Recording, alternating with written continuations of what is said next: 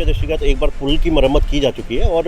जो इसके सुरक्षात्मक उपाय हैं जिसमें वायर गेट्स की वॉल इत्यादि लगनी है, उसके लिए लोक निर्माण विभाग ने तैयारी कर ली है और शीघ्र ही यहाँ पे जो सुरक्षा उपाय हैं वो भी कर लिए जाएंगे।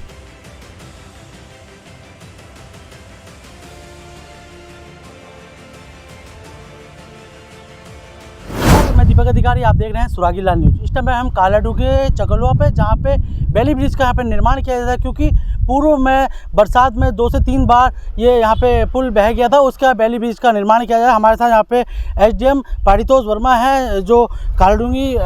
एसडीएम है। इनसे बात करते हैं किस तरह से इनके द्वारा यहाँ पे इसकी मॉनिटरिंग की जा रही है और किस तरह से इनके ग्रामीणों के खेत बह जाते हैं और कहीं ना कहीं ग्रामीणों को बरसातों में दिक्कतों का सामना करना है, चाहे वो ग्रामीण हो चाहे वो स्थायी हो, क्योंकि जो ये पुल है ये रामनगर को ये पुल जोड़ता है और कहीं ना कहीं पुल बहने से भी लोगों को दिक्कतों का सामना करना पड़ता है। हमारे साथ पारितोष वर्मा जी हैं, इनसे बात करें। सर, जिस तरह से बेली ब्रिज का निर्माण किया गया था, किस तरह से आपका इसकी मॉनिटरिंग की जा रही है और किस तरह से इसका रखरखाव किया जाता है, क्योंकि पूर्व में 2 से 3 बार ये पुल बह गया था। उसके बाद कहीं ना कहीं विभागीय अधिकारी यहाँ पर मौके में आए थे, सभी अपनी सफाई थे। उसके बाद बेली ब्रिज का निर्माण यहाँ पर हुआ था। किस तरह से आपके द्वारा इसकी मॉनिटरिंग की जा रही है? देखिए, लोक निर्माण विभाग द्वारा इस पुल का निर्माण किया गया था और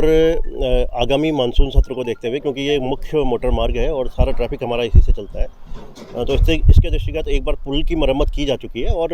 जो इसके सुरक्षात्मक उपाय हैं जिसमें वायर गेट्स की वॉल इत्यादि लगनी है, उसके लिए लोक निर्माण विभाग ने तैयारी कर ली है और शीघ्र ही यहाँ पे जो सुरक्षा उपाय हैं वो भी कर लिए जाएंगे। साथ ही यहाँ पे राजस्व विभाग की टीम और हमारे द्वारा स्वयं भी समय समय पर मॉनिटरिंग भी की जाती है और जो नीचे इससे लगते हुए गांव है और उसके खेत बहने का मामला है, इसके संबंध में वन विभाग के द्वारा एक एस्टीमेट तैयार किया गया है और जो पानी का डाइवर्जन है वो गांव की ओर को ना होके जंगल से ही जो दूसरा मार्ग है उसमें जल निकासी के लिए प्लान तैयार किया गया है। यदि उसमें हम सक्सेस रहते हैं तो फिर यहाँ पर न्यूनतम पानी आएगा और ये कोशिश ये रहेगी कि ये मार्ग सुचारू रूप से चलता रहे और गाँव लोगों को भी कम से कम नुकसान हो।